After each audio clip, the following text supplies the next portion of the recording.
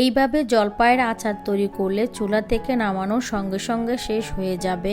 আসসালামু আলাইকুম everyone, welcome to কোহিনুস kitchen.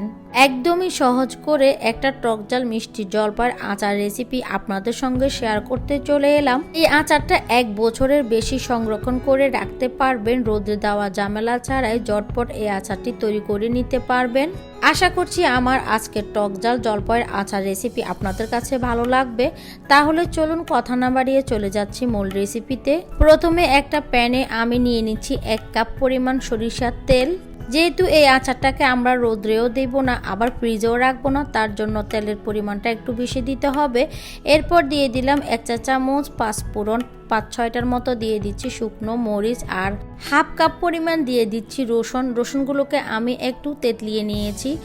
এরপর চুলার আঁচটা একদম লো করে আমি এগুলোকে একটু ভেজে নিচ্ছি।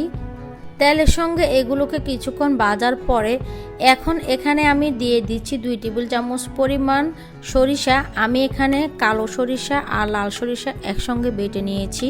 1 টেবিল চামচ দিয়ে দিচ্ছি লাল মরিচের গুঁড়া, হাফ চা চামচ দিয়ে দিচ্ছি হলুদ গুঁড়া। এখন সব কিছুকে একসঙ্গে আবারও খুব ভালোভাবে নেড়ে ছেড়ে ভেজে নিতে হবে। কিছুক্ষণ নেড়ে ছেড়ে এগুলোকে আমি ভেজে নিয়েছি। এরপর এখানে আমি দিয়ে দিচ্ছি 1 কেজি জলপাই। জলপাইগুলোকে আমি আগে ধুয়ে পরিষ্কার করে নিয়েছি। এরপর একটা স্ট্রেনারে পানি জড়িয়ে নিয়েছি। এরপর এগুলোকে নেড়ে চেড়ে আমি খুব ভালোভাবে মশলার সঙ্গে মিশিয়ে নিচ্ছি। আর নেড়ে চেড়ে মেশাতে মেশাতে দেখবেন জলপাইয়ের কালারটা চেঞ্জ হতে শুরু করেছে।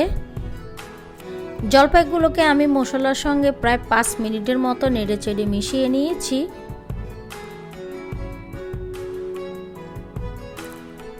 এরপর এখানে আমি 1 কাপ পরিমাণ দিয়ে দিচ্ছি চিনি আর হাফ চা চামচ দিয়ে দিচ্ছি লবণ।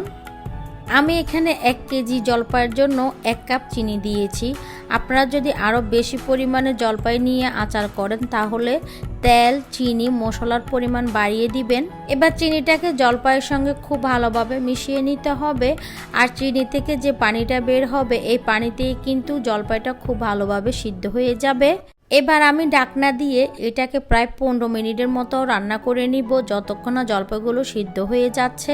15 মিনিট পর আমি ঢাকনাটা উঠিয়ে নিয়েছি। দেখতেই পাচ্ছেন আচারের কালারটা চেঞ্জ হয়ে গিয়েছে। আর ঢাকনাটা খুলে আমি মাঝে মাঝে নেড়ে ছেড়ে দিয়েছি।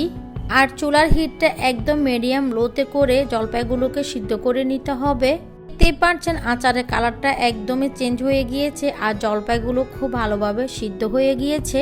আমরা যেহেতু এই আচারটাকে দীর্ঘদিন সংরক্ষণ করে রাখবো, তার জন্য আচারটাকে একটু সময় নিয়ে চুলার মধ্যে রান্না করে নিতেই হবে। আমি আধা ঘন্টার মতো জলপাইগুলোকে রান্না করে নিয়েছি। এরপর দিয়ে দিচ্ছি 1 টেবিল চামচ পরিমাণ পাঁচফোড়ন আমি ভেঙে নিয়েছি। আর এখানে 2 টেবিল চামচ পরিমাণ দিয়ে দিচ্ছি ভিনেগার। আচারগুলোকে আমরা যেহেতু 1 বছরের জন্য সংরক্ষণ করব, এর জন্য কিন্তু সাদা ভিনেগারটা অবশ্যই দিতে হবে। এই ভিনেগারটা দেওয়ার পরে আচারটাকে অনেকক্ষণ ধরে আর চুলা জাল করতে হবে না, 2 মিনিটের মতো জাল করে নিলেই হয়ে যাবে।